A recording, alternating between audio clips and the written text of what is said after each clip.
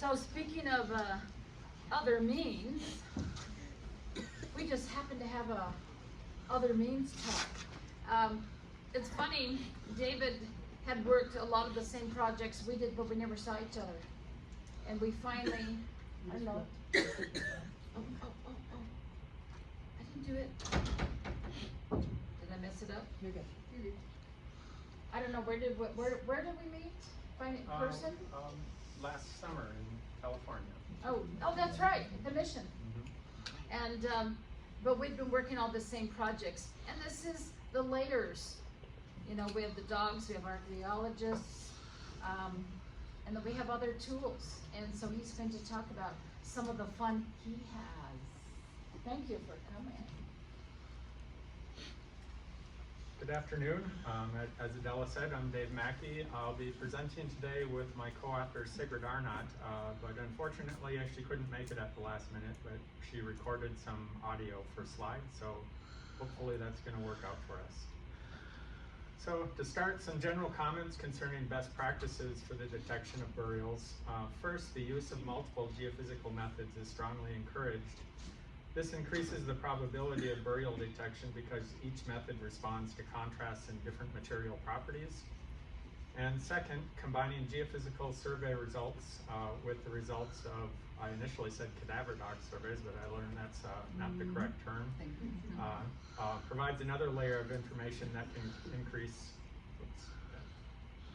the confidence of our interpretations. One issue I'd like to emphasize in this talk is that there are multiple geophysical methods, some of which are pictured here. Ground penetrating radar, which we've heard a lot about tonight or today, is the most well known. And although GPR can be incredibly effective, it does have limitations, some of which will be discussed in this talk. Additional methods commonly used but not pictured here are light detection and ranging, or LiDAR, which gives us a really clear picture of the surface elevation, and multispectral imaging, especially aerial infrared photography. And again, to emphasize, The apartheid. You have a timer on. All of these methods respond to a contrast in specific material properties. The apartheid of the departed is a phrase from a New Yorker article about the challenges of protecting historic Black cemeteries. But this phrase puts emphasis on house segregation in general, and enslavement, institutionalization, colonization, and marginalization of peoples during their lives also affects them and their burials and death. As my co-author David Maki notes, this inequality tends to affect budgets too. There's often less money to survey the cemeteries of disadvantaged groups. So rigorous surveys are one way of showing respect. So these burials can be identified and protected using non-invasive methods. These social problems can lead to material problems in identification and protection. Less documentation and attention can lead to abandonment, and then the sites become virtually invisible. Many have been impacted. They can be in marginal locations that are woody and swampy, difficult to survey. Budgets are limited, and descendant communities who could provide oral history may be dispersed. There is no magic bullet. Each method has its strengths and weaknesses. For example, clay, silty, and alkaline soils can limit the depth of penetration of GPR survey. Also, GPR cannot easily distinguish between types of features. For example, a tree root or a rock will appear very similar to a burial. Soil disturbance within grave shafts can alter electrical properties in unpredictable ways. And finally, metal artifacts and objects can create significant signal clutter.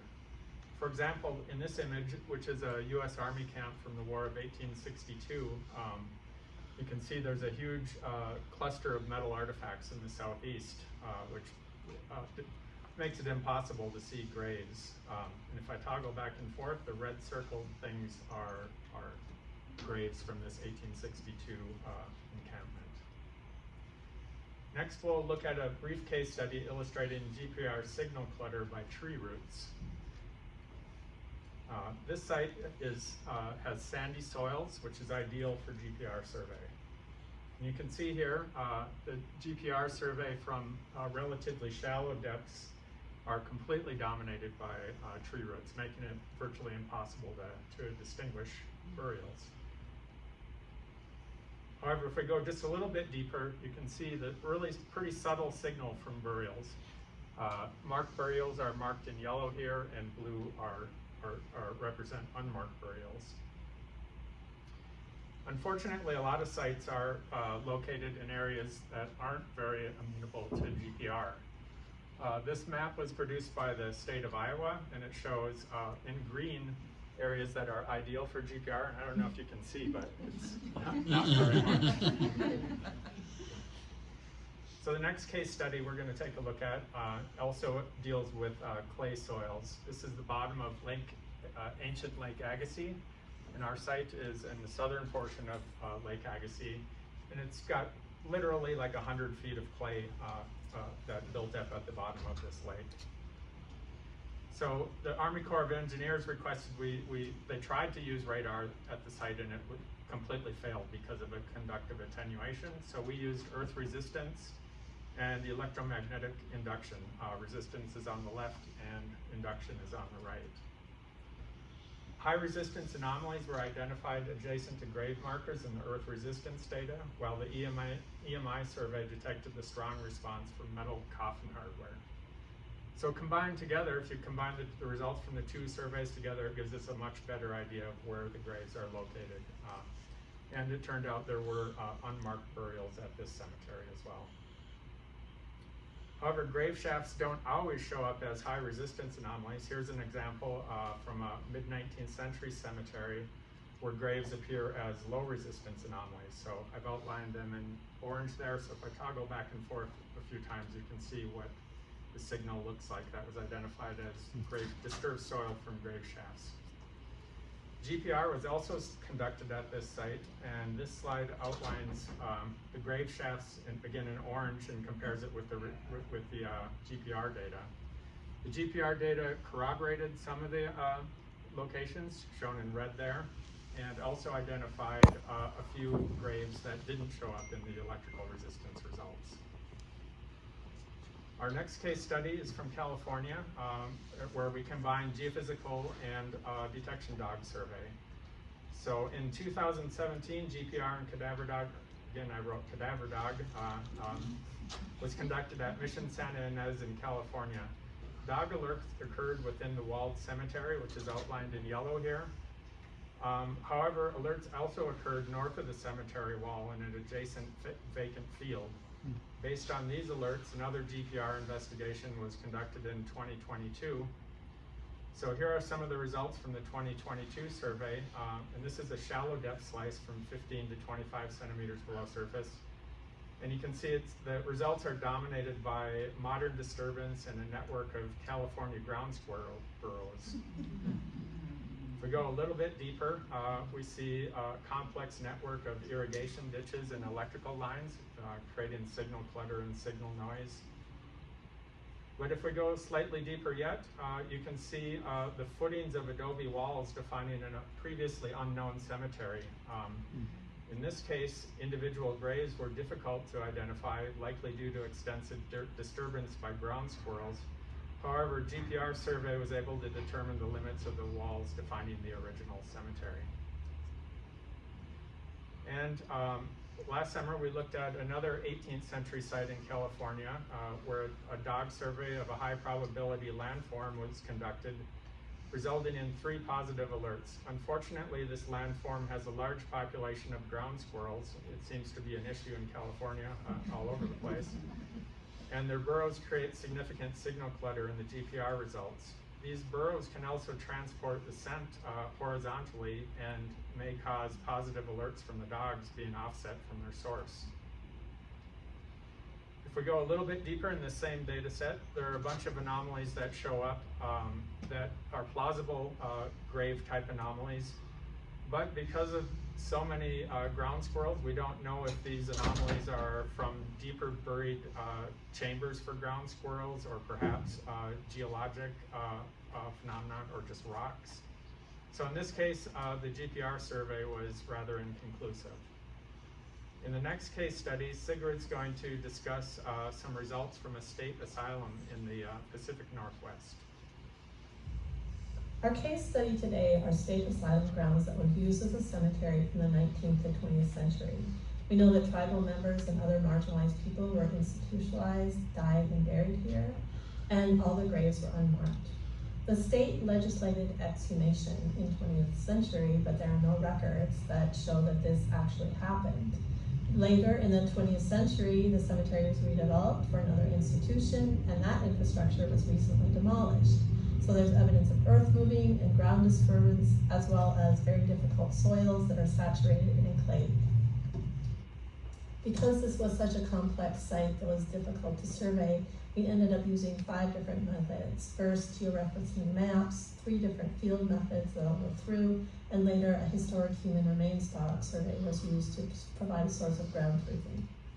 The LiDAR did not prove helpful to understand how this parcel was used as a cemetery, but since it was flown before some major changes were made recently to the site, it did help us understand how the site was leveled, and this grade change that we see here in the middle had been smoothed out. Likewise, the magnetic field gradient survey was not very helpful to understand the cemetery. What it did show very clearly is how much disturbance there is in the site from demolition and earth moving. Wet clay soil at this cemetery attenuated the radar signal, limiting its quality. At shallow depths, here we are at 15 centimeters below surface, we did see a few strings of anomalies that are consistent with graves. We expected to see many more, however, in an institutional setting like this. The electrical conductivity data proved very helpful to better understand the cemetery.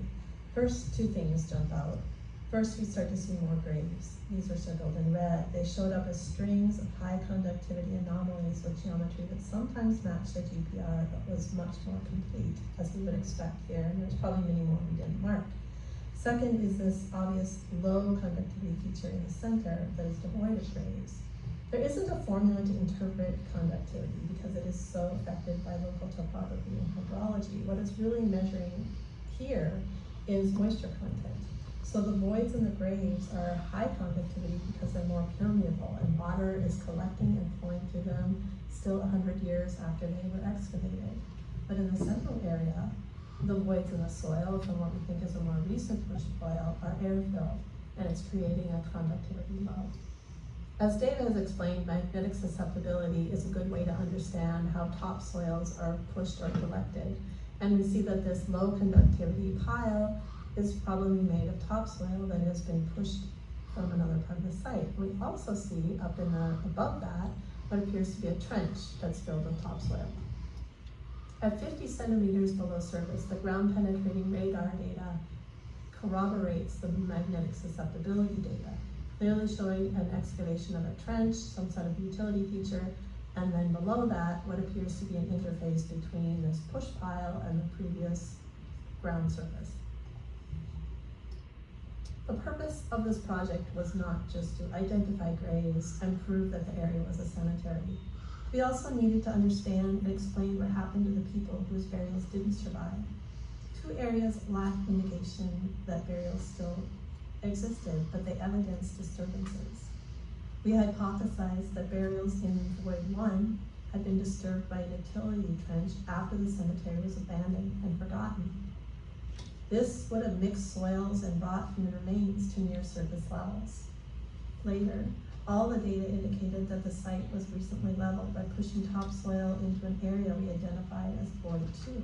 This push pile would have come from higher part of the site, and if so, it had potential to contain human remains. As we've said before, there isn't a test for human remains using geophysics, but there is another method, and that is canine surveys. So fortunately, a historic human remain dog survey followed our survey, and the alerts confirmed our theory. The disturbed soils contained the most detectable human remains. So where the burials were deeply buried and the geophysics could see them, that was difficult for the dogs to identify them. Where the human remains were mostly mixed up and they were indecipherable in the geophysical data, the dogs did detect them. And burial remains were also identified by the HHRD survey in the push pile.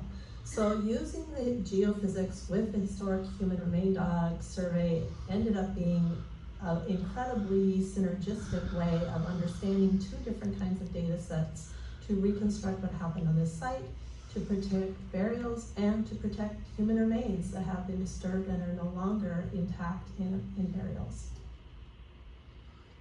So in conclusion, the apartheid of the departed complicates identification and protection of burials and human remains. However, multi-method surveys can improve outcomes for burial protection and descendant communities. Canine and geophysical survey work together to mitigate inherent weaknesses of the different methods. Thank you.